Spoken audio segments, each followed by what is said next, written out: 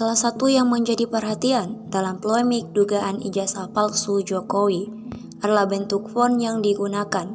Di ijazah Jokowi, font yang digunakan adalah Times New Roman. Alasannya, lembar pengesahan dan sampul skripsi menggunakan font Times New Roman yang belum ada di era tahun 1980-an hingga 1990-an. Dilansir dari kompas.com, teman seangkatan Jokowi, Andi Pramaria muncul memberikan kesaksian. Arya mengatakan, jika dilihat dari nilai sejarah dan historis, ia percaya bahwa ijazah Jokowi adalah asli, asalkan sama dengan pemiliknya. Arya juga menunjukkan ijazahnya yang dicetak dengan font Times New Roman.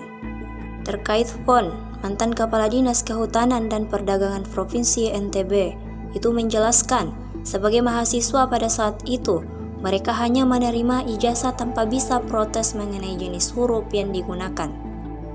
Percetakan yang digunakan kampus atau ijazah kala itu dicetak rata-rata di percetakan pertama. Ari menegaskan, ia dan Jokowi masuk kuliah tahun 1980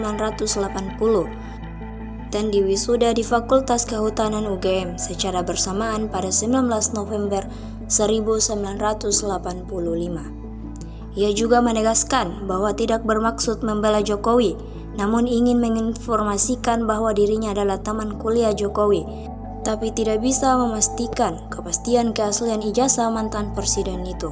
Download Tribun X sekarang, menghadirkan lokal menjadi Indonesia.